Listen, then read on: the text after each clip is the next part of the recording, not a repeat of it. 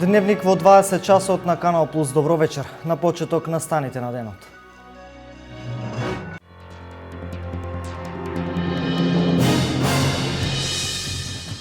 Швајцарците продолжуваат со инвестиции за зачувување на водните ресурси во Брегалничкиот регион. 2 пречистителни станици за комунални отпадни води ќе се градат на истокот.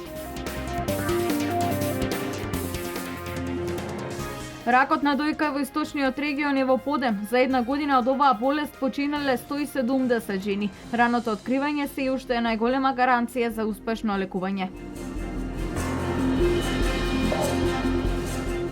Доктор Жан Митрев подари на општина Штип 4 куќи во Штипско Ново село. Следува нивна реконструкција со задржување на автентичната староградска архитектура.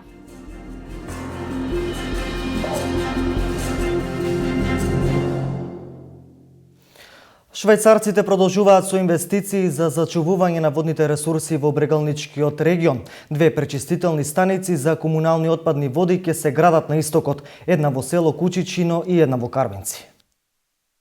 Швајцарската амбасада преку проектот за управување со речниот слив на река Брегалница повторно инвестира во заштитата на водените ресурси во регионот на Брегалница.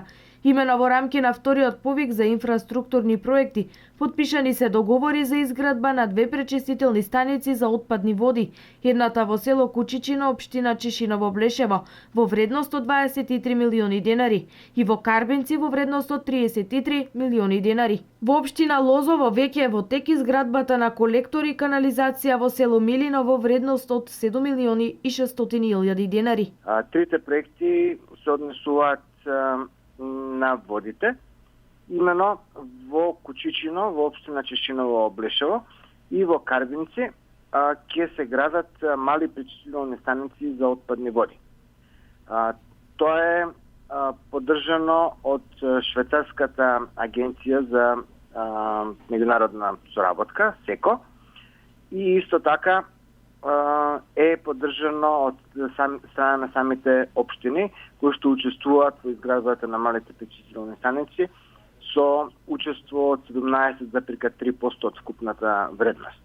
Сите проекти се дел од планот за управување со речниот слив на Брегалница, кој има за цел правилна распределба и управување со водените ресурси на речниот слив на Брегалница и представува прв ваков документ во Македонија изработен за речен слив.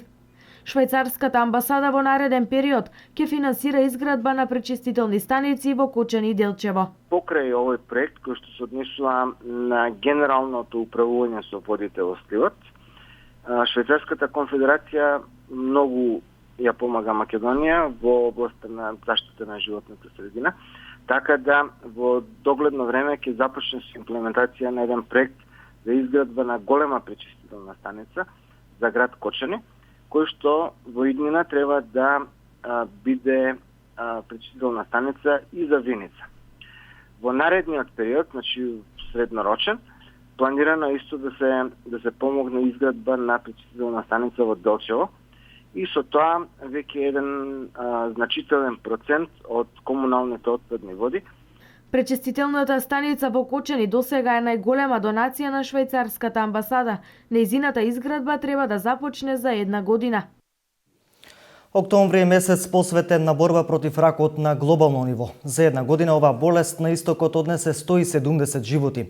Најмладата пациентка со рак на дојка во Македонија има само 17 години. Во Малешевијата е регистриран рак на дојка на 22 годишна девојка. Жените од Виница се вклучија во вчерашната розова прошетка за борба против ракот на дојка. Годишно има 700 нови пациенти со рак на дојка во Македонија. Според последните податоци за една година починале 170 жени на истокот. Во источниот плански регион најпогодени се жените на возраст од над 45 години, но границата оди надолу. Најмладата пациентка во Македонија има само 17 години, а во Малешевијата е регистриран рак на дојка на 22 годишна девојка. Во таа насока и силната поддршка на жените од Виница кои масовно се вклучија во розовата прошетка на Сдруженијето за борба против рак на дојката Борка. Еве по 7 пат Виница, благодарение на соработката со Борка и локалните самоуправи низ цела Македонија, дава поддршка на розовата прошетка. И ние сме дел денес и безрезервно сме среќни што сме дел од оваа ова прошетка за борба против рак на дојка, односно за подигање на свеста кај жените. Задоволни и среќни сме, навистина беше прекрасен розов ден и честитам на жените и благодарам на жените од Виница и поддршката што ја даваат безрезервно секоја година. Значи може да се пофалиме дека оваа година не само по крводарителство, него и приматот го зема по продавање на розови производи. Ако се подигне свеста кај населението за навремено превенирање на болеста, пресметките се дека до 2025 година можат да се спасат 1,5 милиони луѓе во светот. Активистките и потржувачите на борка ги користат сите можни алатки за да алармираат за навремена превенција, но и да ги храбрат жените кои веќе се зафатени од канџите на оваа болест. За да зборуваш за ракот, потребна е огромна храброст. Особено кога ќе изгубиш многу драги луѓе од истиот тој непријател што ни ги кине како парчиња од душата кога ни ги зема нашите драги луѓе. Храброст. Знаете што е храброст? Знаете за оној глас, оној тивок глас кој го слушате навечер кога ќе се легнеме сите ние на крајот од денот и кој ни кажува: ќе се обидам утре повторно. Утре е нов ден. Морам да бидам силна. Да, мораме да бидеме силни затоа што никогаш не знаеме колку сме силни, се додека да бидеме силни е единствениот избор кој што го имаме. Силни. Свртете се наоколу. Вака изгледа храброста и силата. Заедничкото име на сите овие жени денеска е храброст. Некои ја победиле болеста, некои од нив се уште се борат против неа, ама дојдоа тука да ни покажат на сите дека не сме сами во оваа борба. И тие се најхрабри и најсилни на цел свет. Розовата прошетка за жените од Виница беше организирана со поддршка од локалната самоуправа. Остануваме со најраширениот облик на рак кај жените. Сдруженијето за борба против малигни заболувања Нов живот од Штип работи повеќе од 2 децении на планот на едукација и рано откривање на ракот на дојка. Резултатите од долгогодишната работа се бројни, но подолг период Сдруженијето Нов живот нема основни услови за работа. Едно од најстарите здруженија за борба против малигни заболувања Нов живот од Штип веќе подолго време не работи активно. Ова здружение е формирано 2000-та година и е меѓу првите здруженија во Источна Македонија кое се вклучи во борбата против ракот на дојката и негово рано откривање. И годинава Нов живот ќе даде свој допринос во одбележување на месецот за борба против рак на дојката со организирање на едукативни предавања и делење на брошури за само преглед. Па ние постоиме од 2000-та година, меѓутоа по губењето на просторот се изгубивме и ние некако. Не сме толку активни, меѓутоа работиме. Поготово на тоа раното откривање, колку што можеме. Значи се кубори со простор, со средства, ништо нема бесплатно. Секако дека ќе се придружиме на овие сите манифестации кои следат овој месец, кои се со помали средства, затоа што немаме доволно средства, меѓутоа ќе се најде некој да ни спечате брошури за самопреглед на дојките. Лани бевме во Баргала, мислам приемот беше доста добар, сега ќе гледаме да влеземе во некоја конфекција, да ги едноставно едуцираме или да ги подсетиме жените дека треба да вршат самопреглед, дека тоа е единствениот начин за раното откривање на ракот на дојката. Исто така од ова здружение советуваат дека во процесот на лекување на ракот најбитна е поддршката од семејството и помошта од стручни служби, зашто полесно да се преброди периодот на земање на терапија, која влијае не само на физичкиот, туку и на психичката состојба на пациентот. Надежта никој пат не се губи, значи надежта последна умира. На тие луѓе треба голема психичка поддршка и на нив и на нивното семејство, значи на секој кој ќе го слушне зборот рак, многу јасно дека тука е стравот. Меѓутоа битката треба да се води до крај и тоа не само жената, него целото нејзино семејство. Секоја жена со навршување на 40-та година би требало еднаш на 2 години да направи мамограм, а по 50-тите тоа треба да го направи еднаш во годината. Освен мамограм, најбрзо некакви промени може да се забележат при самопрегледите, кои без оглед на возраста треба да се прават секој месец. На ракот на дојката не се имуни ни мажите, каде статистиката вели дека на секоја 100 жена има по еден заболен маж. Денес 5 октомври се одбележува Светскиот ден на учителот. Пензионираниот наставник Младен Крстевски од Делчево, кој 4 децении ја работел најблагородната професија, со гордост се сеќава на работата и на бројните генерации ученици кои ги едуцирал. 40 години како наставник по математика и физика, Младен Крстевски од Делчево сега како пензионер со гордост се сеќава на годините кога ја работел една од најблагородната професија во историјата. Започнал како наставник по математика во далечната 1971 година во село Драмче, село каде што во тоа време имало по 35 ученика во две паралелки, а сега училиштето во Драмче поради недостиг на ученици со години е затворено. Моето патешествие, така да го наречеме, започна 1971 година во село Драмче.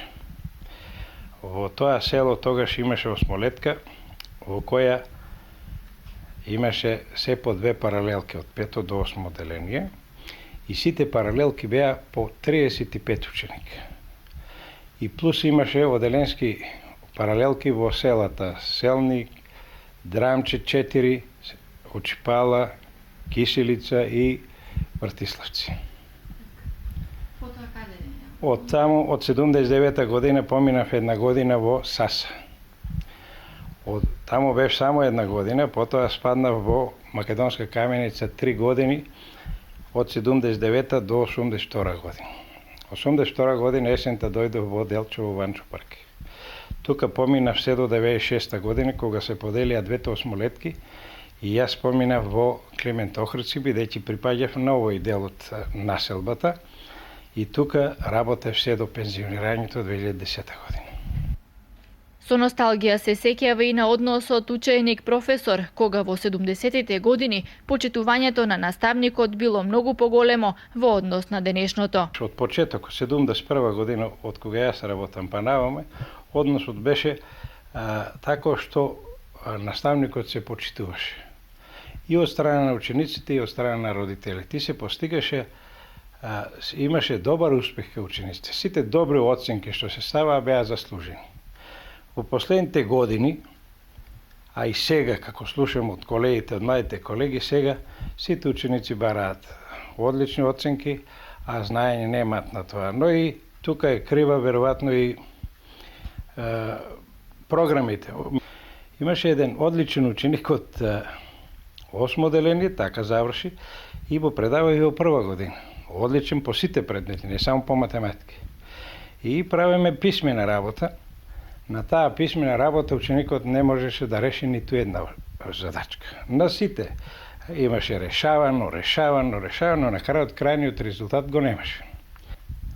Требаат повеќе проверки, наставникот го следи цела година и на крајот формира оценка која усмениот дел, по усмениот дел, тоа таа оценката по усмениот дел е оценка на ученикот.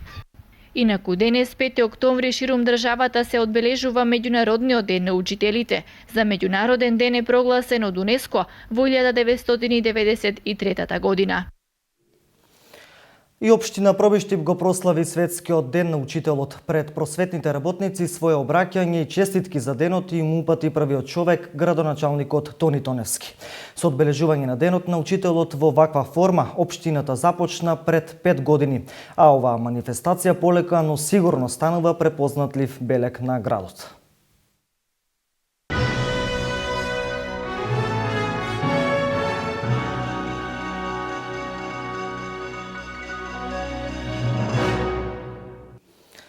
На оризовите ниви во Кочанско во рамки на манифестацијата Денови на Кочанскиот ориз се одржа демонстрација на рачна жетва на ориз.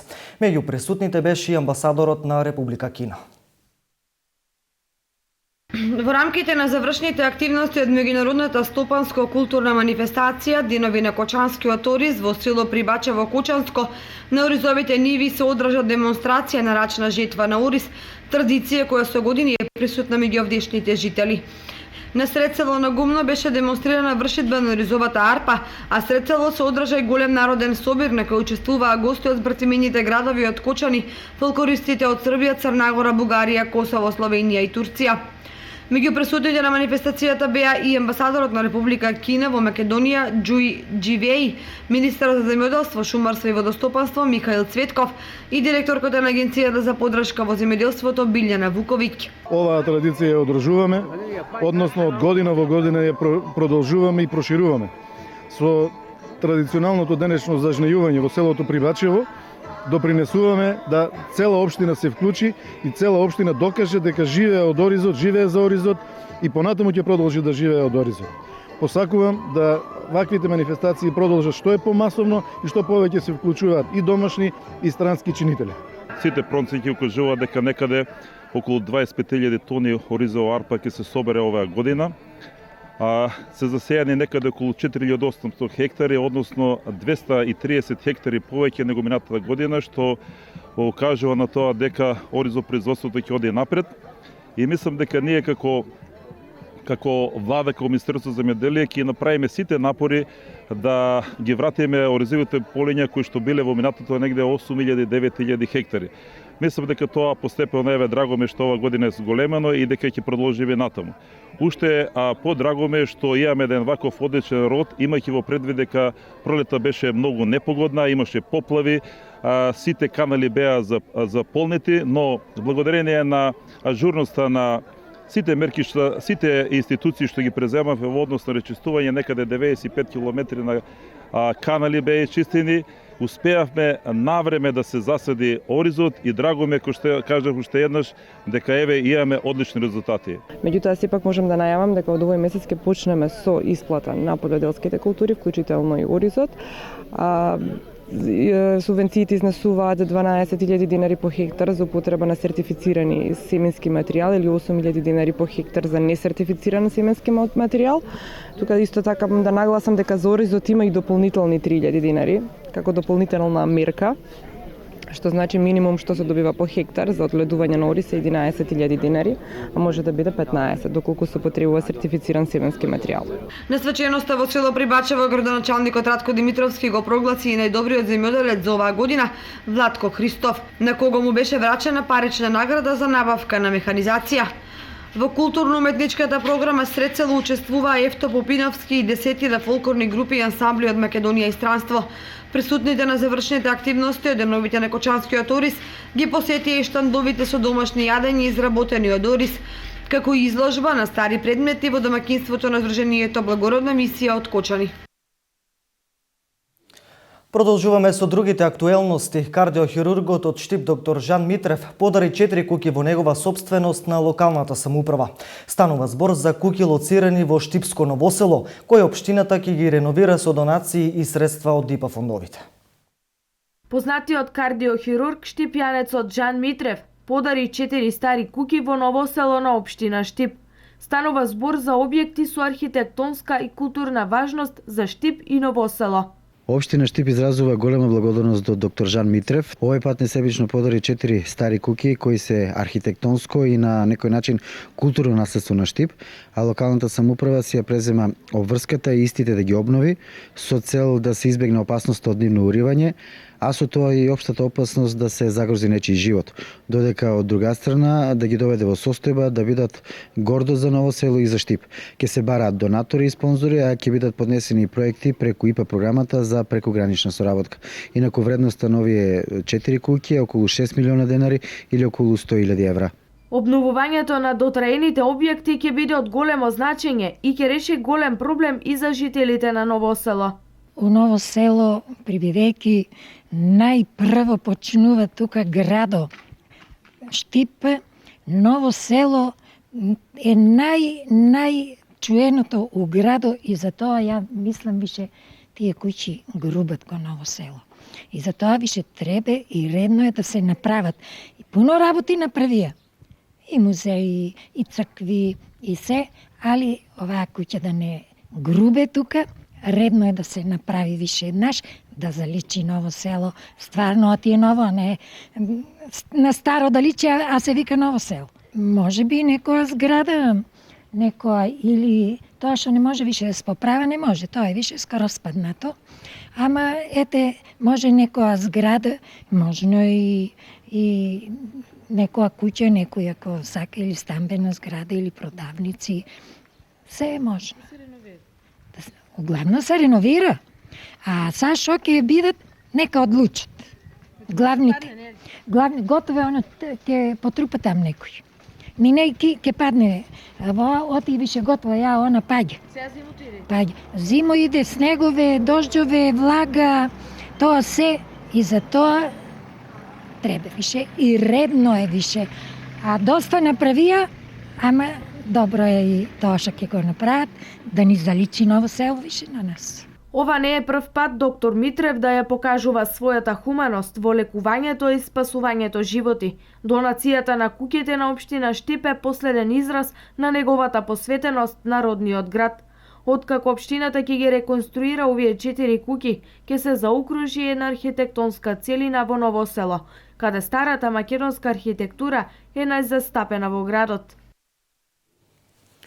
Политика во дневникот на Канал Плюс. Штипските социјалдемократи денес реагираа за состојбите во училиштата во Штип. Сметаат дека локалната власт не може да се справи со долговите на училиштата, заради што јавно апелираат градоначалникот Илчо Захариев сериозно да се зафати со решавање на училишните економски проблеми. Долгот на училиштата од Штип од над 770.000 евра е направен за време на 10 годишното владење на ВМРО ДПМН. Ваквото неодговорно однесување на локалната власт на ВМРО ДПМН најавува дека лошите услови во средните и основните училишта во Штип и оваа година ќе ги стават учениците во спрзнати простории и со проблематичен превоз, а родителите во грижи. Во Кочани интензивно се работи на обнова на улиците. Заврши изградбата на паркинг просторот во центарот на градот, а се работи на реконструкција на влезот на градот. Градоначалникот на Кочани Радко Димитровски денес излезе пред јавноста за актуелните инфраструктурни проекти. Градоначалникот на општина Кочани Радко Димитровски на денешната пресконференција информираше за активностите што ги превзема општината за асфалтирање на улици, изградба на паркинг простор во централното градско подрачје и за реконструкција на сообраќајницата на влезот на Кочани од подлошки пат до Хотел Национал во должина од 1100 метри. Зашто јавното предпријатие за патишта ќе инвестира средства во износ од 8 милиони денари. Овде каде што се наоѓаме се работи за проширување на паркинг просторот и средување на постојниот паркинг простор пред управата за јавни приходи, односно поранешен завод за платен промет, каде што добиваме едно дополнителни паркинг места. Работите се завршени, асфалтирана е површина од 560 квадратни метри и со остануваат финалните работи одбележување за да биде ставено во функција овој дел од градот, за да можат да се паркираат возилата онака како што е предвидено. Забележуваме дека она што беше барање на граѓаните да не се оштедат ни едно од дрвата, дека уопште ниту едно не е отпатено и тие ќе се останат онака како што се, освен со дотерувањето кое што е нормално, кроењето на гранките кое што е редовно годишно дотерување. Третиот дел е влезот во Кочани, кој што е проект кој што не е во програмата, туку е заеднички реализиран, дополнително значи е реализиран од страна на јавното предпријатие за патишта на Република Македонија и на наше барање заеднички го реконструираме влезот во Кочани од подлошки пат па до Хотелот Национал. Работите се во поинтензивна фаза, очекуваме, ако времето послужи, дека до среда ќе биде завршена целокупната работа околу реконструирањето на влезот во Кочани. Градоначалникот Радко Димитровски информираше и за уништените лед светилки во одделни делови на градот, со што е направена голема материјална штета и повика на подомаќински однос кон нив на граѓаните на Кочани од најразлична возраст.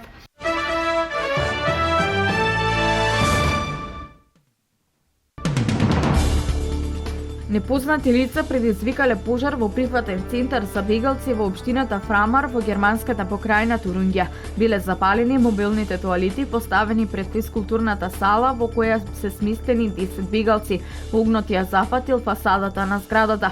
Пожарникарските екипи веднаш го изгаснале пожарот во кој за среќа нема повредени.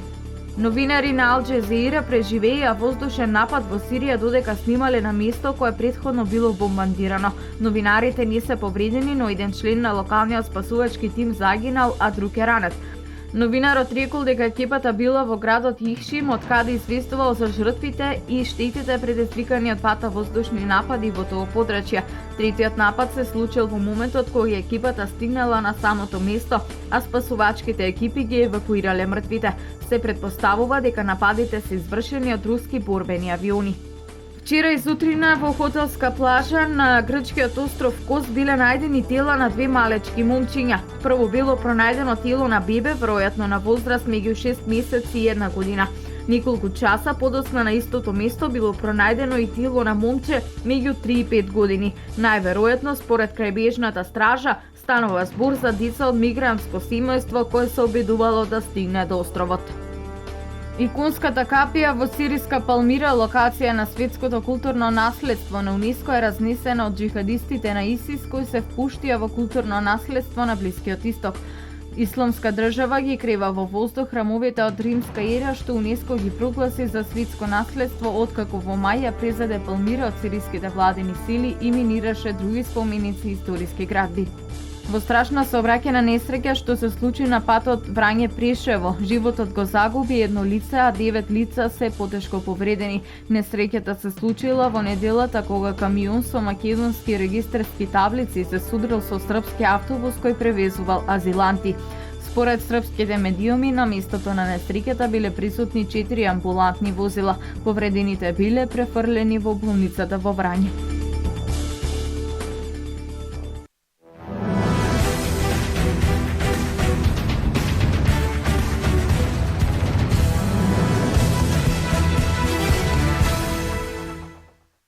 Се врати машкиот ракомет во Делчево. По пауза од речиси 2 децении кога ракометниот клуб Партизанка жареше и палеше во втората по квалитет македонска лига во тоа време, вчера своето огнено краштевање го имаше ракометниот клуб Делчево.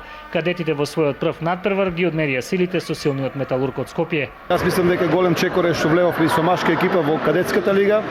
Работевме на година и пол напоро со машката екипа. Имавме доста пријателски надпревари.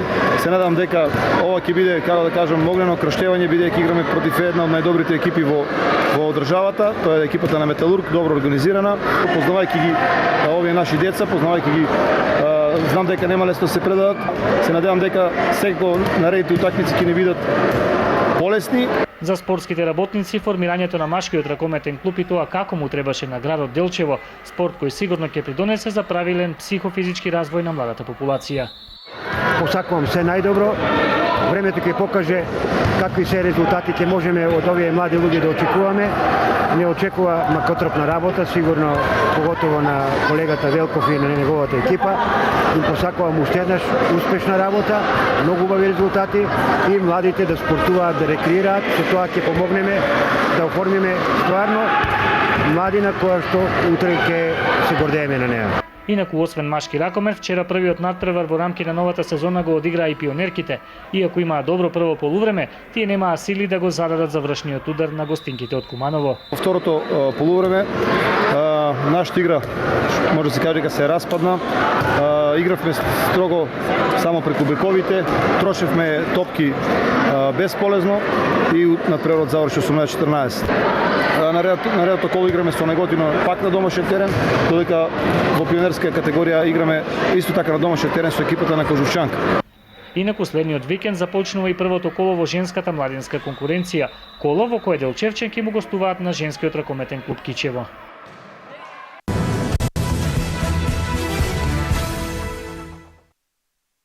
Студентите на пингпонгарскиот клуб Гоце Делчев од Штип забележаа уште една победа во Суперлигата во второто одиграно коло. Вчера ја совлада екипата на Телеком Нет од Скопје со резултат од 5:3. Кристијан Станојковски, Костовски Петар, Костадиновски Филип, Саздов Игор, заедно со тренерот на клубот Ванчо Барбареев, младите студенти покажаа одлична игра. Кристијан Станојковски забележа 3 победи, а Костовски Петар 2 победи. Овој викенд пингпонгарскиот клуб на Гоце Делчев во комплетен состав ќе учествуваат на турнир за сениори во Велес. Универзитетската екипа продолжува максимално да покажува добри резултати и во новата сезона во Суперлигата во пингпонг.